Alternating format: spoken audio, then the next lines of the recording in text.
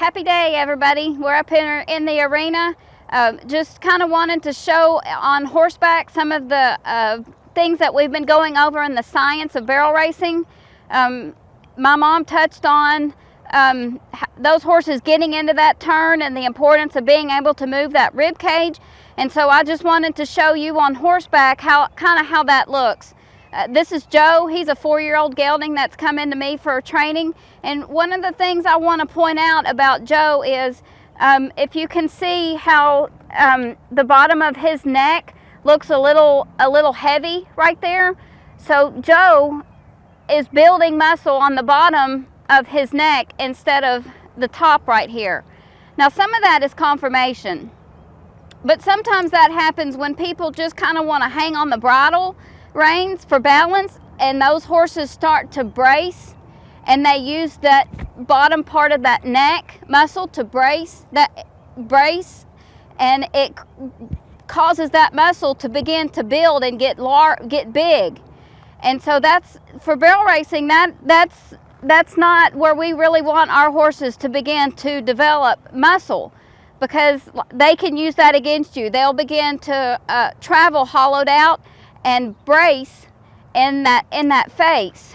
And so one of the things, I wanted to just touch on the kind of the definition of collection as it applies to barrel racing. And that's just a softness in my horse.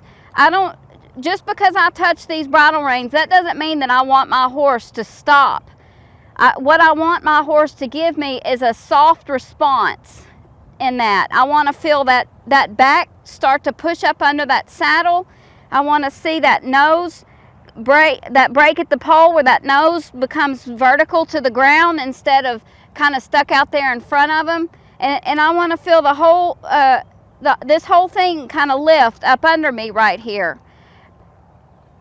The reason that people's horses get over tucked is because you're pulling on the bridle reins, but you're not asking for forward motion at the same time. As long as if you're asking them to break at the pole and you're also asking for that forward motion, you really should never have a problem with your horses becoming over tucked in the bridle, because that in barrel racing, everything has got to be moving forward constantly.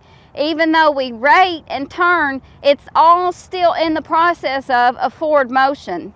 And so when my mom was talking about the stride length behind, the reason that this gets to be important is because if a horse's back is dropped out, then their stifle is going to hit that belly. And they're only going to come so far with that inside foot. So if you get a horse that's wanting to be short behind, it's probably either conformation or the fact that they're not collecting and pushing that back up and getting this belly out of the way so that they can extend that hind leg up under them. So we're just going to show you a little bit on Joe so that you can have a visual of what we're talking about. On my approach to the first barrel, this is still, I have equal balance on my hands and feet, or in my hands and feet. So my reins and my feet, I have equal pressure on both sides. As I get to this point right here, this is the part where you just want to ask for a little bit you start wanting to ask for that bend in that rib cage so that those horses can begin to make that change of direction. Remember, it's the front end's job to go forward and it's the back end's job to turn. And so how they turn is that up and across step in that back end. But they can't do that if you don't move that rib cage out of the way so that stifle is not going to hit that belly. So as I come in here, I don't want to ask for a bunch of face right here, because it's either going to move him out of the turn or I'm going to lose his hip right here. So that's why you don't want to get out here in front of those barrels and just start pulling on that inside rein, because then you take away that hip and where they can be powerful in that hip. And so when you get to this point, even if you maybe still be two-handed, if you start a little bit of that weight shift and putting this leg into this rib cage, just to get that bend in that rib cage, to start to get that shape in them for this turn. So at this point in the turn, we're starting to think about that turn and making that change of direction. We're still moving forward. Even though maybe there's a little bit of shape right here to Joe's body, we're still not to the turn yet. We're still in that, in what's that transition part of the turn where you're going from running to when you get back up in there, then you're going to be turning. This is still part of that transition part of getting that horse set up and ready to make that most efficient turn. So here, you're probably going to be to one hand. You're still going to have that inside foot into that rib cage.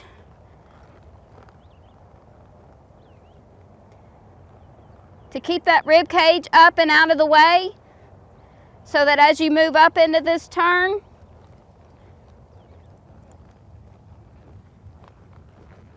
we can get those bigger turn steps going behind that will create that efficient turn.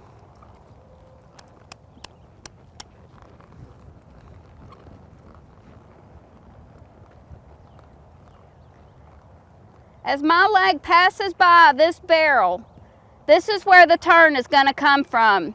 And this is where you have to be, you and your horse need to really be engaged to make that transition to get from here to that other side of the barrel right there. So we're going to lay that rein, because that's what keep asking for that forward motion in that front end. I'm going to lay the rein. Get that turn step going behind. I want you to pay attention to my hands for just a second. I'm going to set my hand, and my hand is not going to move. And everything about this turn is going to come from the way that I use my body. My hand is here. Get that rib cage.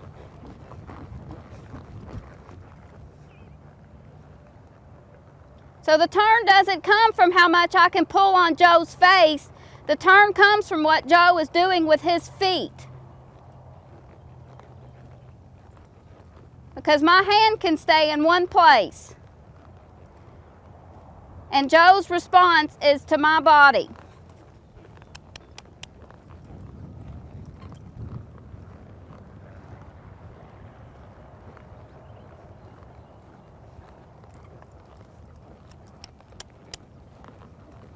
If I feel that hip get a little slow, you can just run your foot back just a little bit to encourage them to kind of speed that hip up right there at the end of the turn. I don't know if you should be able to see how much quicker that turn step gets right there.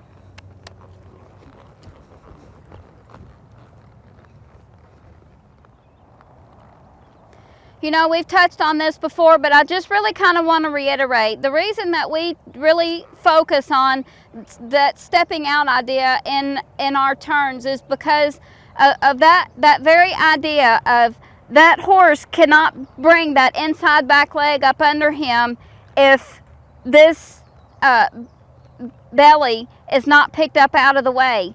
Well, if I'm rolled down on this inside and I'm sitting on this and pushing this down, he's going to have a real hard time picking me up and driving that inside leg up and across. So if I've got all my weight on his leg that he's needing to drive up and across, typically their only recourse is that they're going to step out with that outside foot instead of driving that inside foot up under them.